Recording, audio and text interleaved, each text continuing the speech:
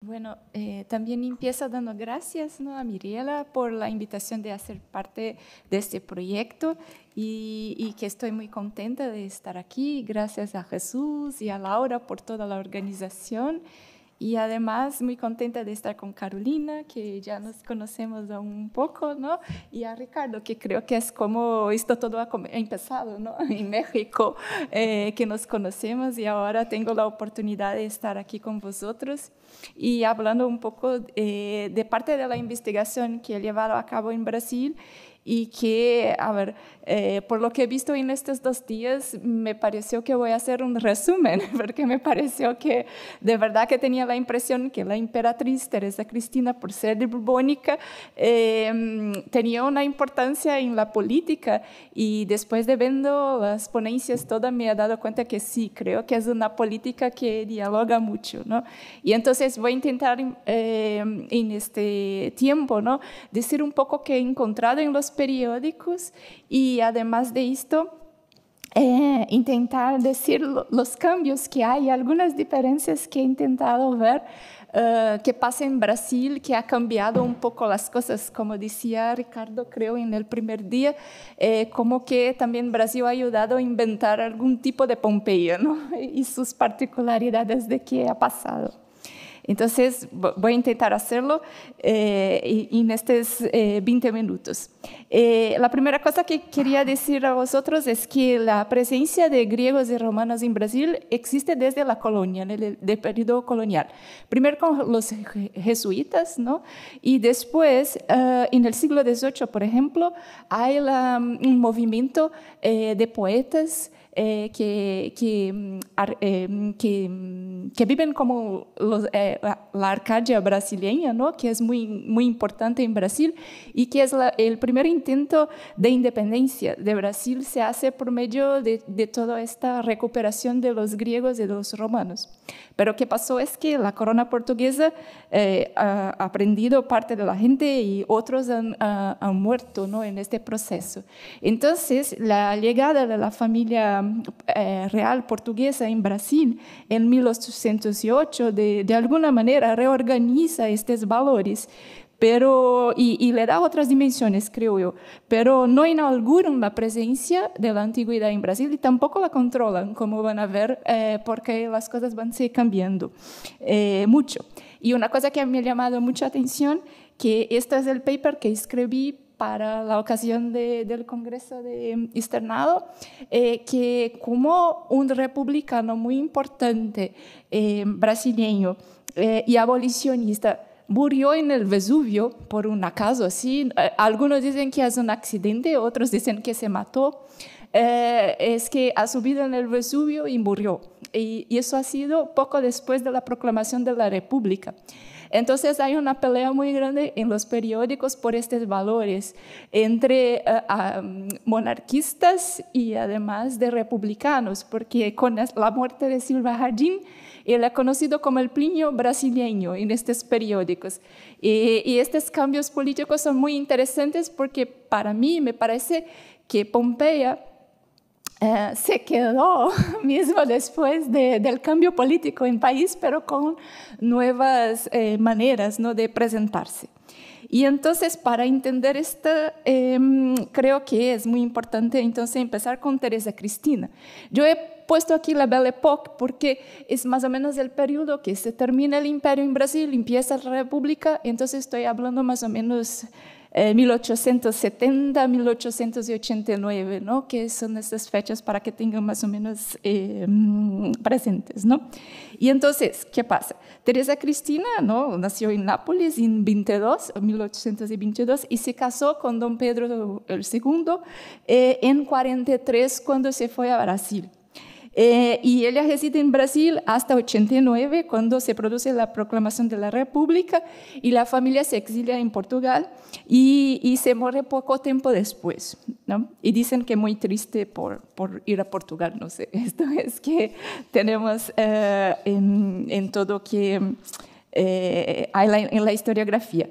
Una de las cosas importantes es decir que se estudia muy poco los hechos de la emperatriz y conocemos muy poco su historia.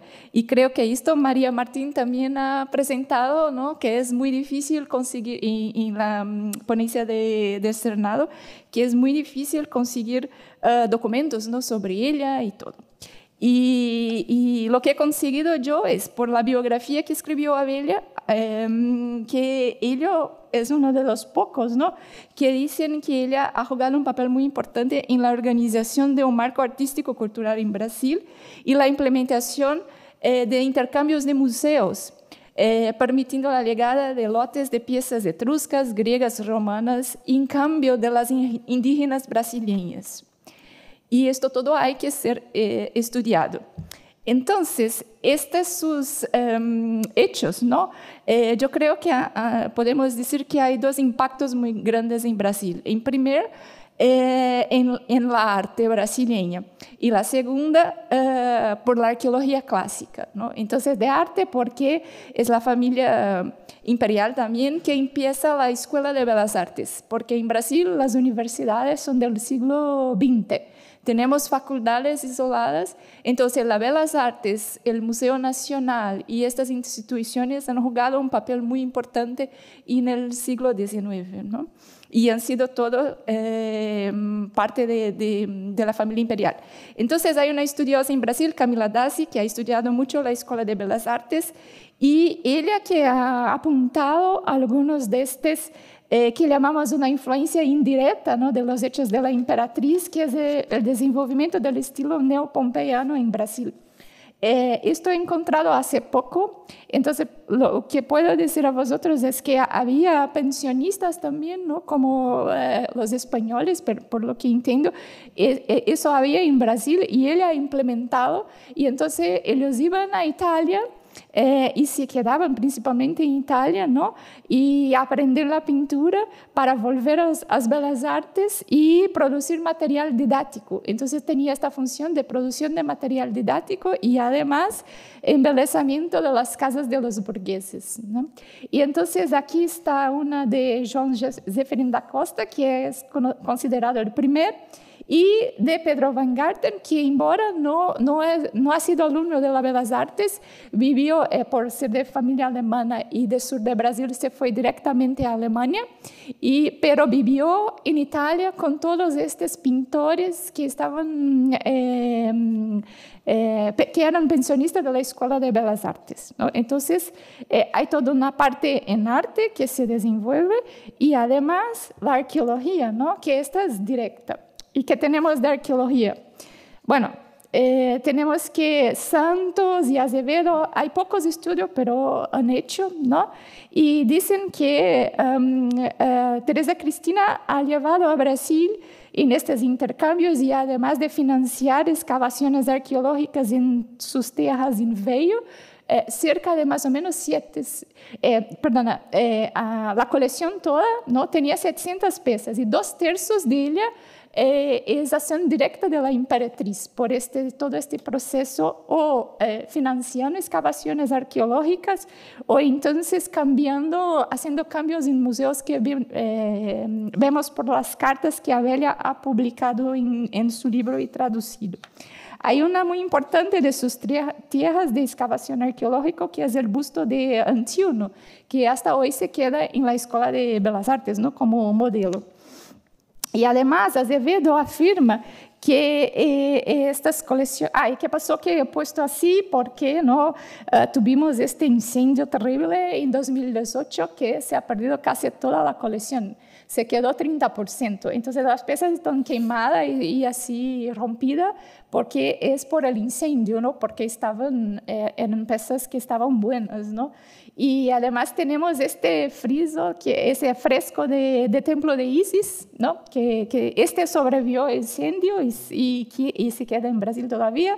Y el otro que también es un fresco los dos son de Templo de Isis, ¿no? Que están en Brasil.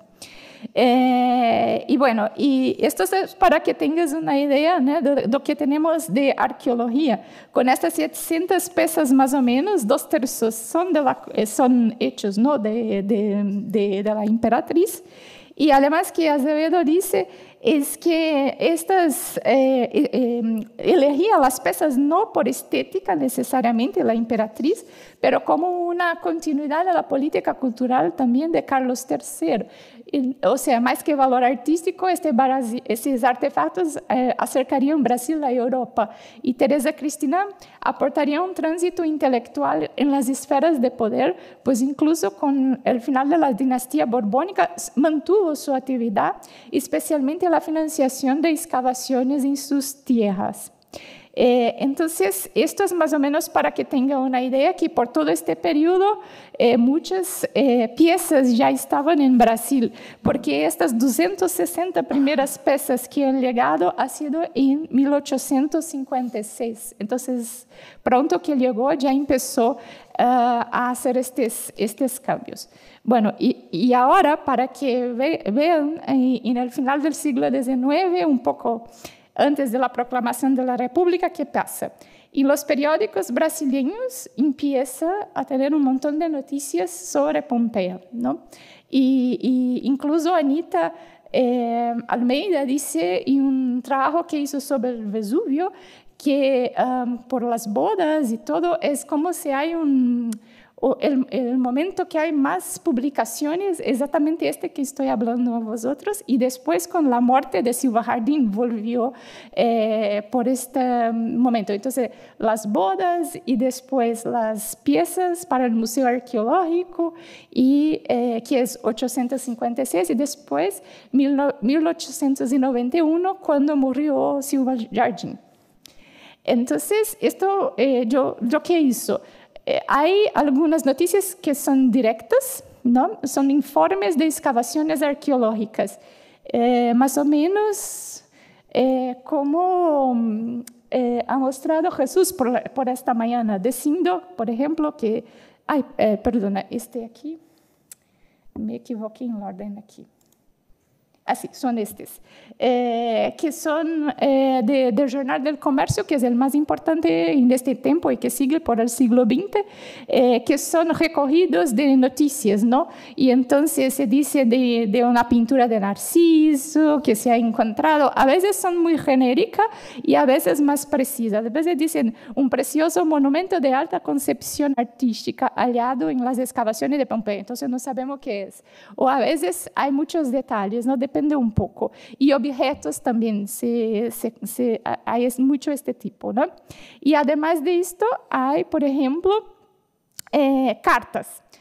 Personas que estaban en Europa escribían a brasileños y se publicaban en el periódico, o como el caso del vizconde de Benalconfort, que es un vizconde portugués que escribía en Portugal y publicaba en estos periódicos, en periódicos brasileños, ¿no? Este vizconde escribió todo su viaje a Nápoles, que se pegaba casi una página del periódico, entonces era un espacio muy grande, ¿no? Que le daban a esto, y que decía él, perdón, antes del vizconde, ¿cómo vuelvo? A ver.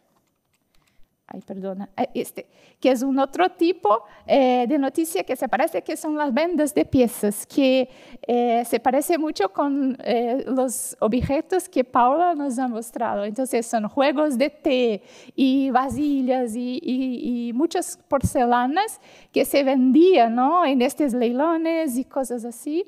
Y además de esto hay un otro tipo, por ejemplo, tiendas ofertando piezas, ¿no? De porcelana al estilo de Pompeya y Herculano, y libros de Leighton, ¿no? de Buller Leighton, un montón, ¿no? Que vienen de las familias de las personas que mueren, o además que llegan en las librerías las traducciones. Entonces hay muchas de estas noticias de ventas del libro de Leighton. Entonces, estos son los que son más cortos, no son ejemplos de los más cortos. Entonces, diciendo que el emperador Guillermo II, visitaba Pompeya. Este tipo de noticia que se pasaba con los emperadores, iban a Pompeya en Europa y dando, ¿no? Esa idea más cosmopolita y trayendo el extranjero, estas noticias del extranjero a Brasil. Y las cartas son más interesantes porque las cartas dicen la impresión de las personas, ¿no? Entonces hay algunas que, como estas que dijo de Ambrosio a Andrés Chichorro, que estaba en Río, que es de 1857, que habla de la construcción de la Maison Pompeyana en París. Él estaba en París y empezó a hablar de la construcción de la Maison Pompeyana y hay toda una discusión sobre las casas de Pompeya y lo que hay y todo. Y este es de Visconde, ¿no? que es el Visconde de Betancourt, que había dicho a vosotros, una carta sobre política, diciendo sobre los Borbones, que le gustaban los Borbones y todo, y sobre Nápoles, y la otra es una descripción total del Museo Borbónico, sala por sala casi, ¿no? que describe las piezas, incluso el gabinete secreto, lo que hay, y va describiendo. Pero lo que me llama atención en la carta del Visconde es que él empieza a hablar de los bronces. Y esto no había en las anteriores. Las anteriores eran más arte estética, lo que era bonito, lo que debería ser. Y él ya empieza con esta situación de los bronces, ¿no? Y la diferencia de los bronces. Y, por tanto, ya empieza a traer un poco más de arqueología para esta discusión, y que es donde luego yo, en una reseña que ha salido en un periódico católico, llamado O Apóstolo, de 1872, en que es una reseña del libro de Charles Boyle que se ha salido y que empieza diciendo que hay mucho romance y fantasía y que él va a hablar de la verdad, ¿no? Entonces, es justo en este momento que la arqueología se cambia y desde mi punto de vista y algo importante, y la gente se empieza a tener descripciones físicas y químicas de lo que pasa en las excavaciones arqueológicas. Y este es el primero, al menos el primero que he encontrado, que habla mucho de Fiorelli y todas sus técnicas de excavaciones y todo más. Y entonces, estos ejemplos, ¿no? que ahora ya me encamino al final para que vea lo que se pasa con esto en Brasil de otra manera. Entonces, creo que esto todo se empieza a hablar de los huesos. Aquí hay una cuestión de los huesos que aparece, y la química, y qué pasó con el Vesubio, y la verdad, ¿no? esta idea de ciencia y verdad. Y entonces, en el periódico Constitucional se copió una noticia de Portugal en que dice que los ossos encontrados son muy raros, ¿no? Porque la mayoría de la gente huyó. Pero qué pasa es que empieza a salir noticias, por ejemplo, como un periódico que hay también del Instituto Agrícola Imperial Fluminense, que publica un estudio sobre los fertilizantes y dice que después de la fermentación subiera en oso el nitrógeno, podría tardar siglos en ser utilizados, citando como ejemplo la conservación de los huesos encontrados en Pompeya. Entonces empiezan a hacer este tipo de comparación por la química y la física, ¿no? Entonces esto me ha llevado a pensar, y aquí ya llego casi al final, que esto de traer los huesos empieza, además del cambio de la ciencia, a cambiar del arte y a aparecer las personas. Y además de las personas, el desespero y el caos en el momento de la explosión del volcán, ¿no? Porque esto la gente empieza a se dar más cuenta, no de la belleza solo, pero también de la muerte, ¿no? Y en este sentido, hay unas relaciones menos habituales que así llegamos donde decía Ricardo en el primer día, ¿no? Una que me ha llamado mucho la atención son dos noticias de un médico, el doctor Maximiliano Márquez Carvalho, que ha publicado en el Jornal del Comercio en 1883 en 2 números, ¿no? El médico se compara a Plinio, diciendo que mientras el romano vivió la destrucción de Pompeya y Herculano, él presenció la de Río de Janeiro frente a la epidemia de fiebre amarilla, porque es el momento más grave de fiebre amarilla en en Río. Insta a los diputados a ver los peligros de las plagas en la antigüedad y en el presente. Y la otra es más contundente porque dice que estuve en Pompeya Herculano y mientras veía la destrucción causada por los gases tóxicos del Vesubio, él pensó mucho en las similitudes con Río de Janeiro. El volcán, y estas son sus palabras, de la fiebre amarilla, ¿no? Llamaba el volcán de la fiebre amarilla, y la intoxicación de las personas por la medicación, porque el médico, para él, el abuso de opio y quinina en el tratamiento estaría acortando la vida de las personas y no salvando.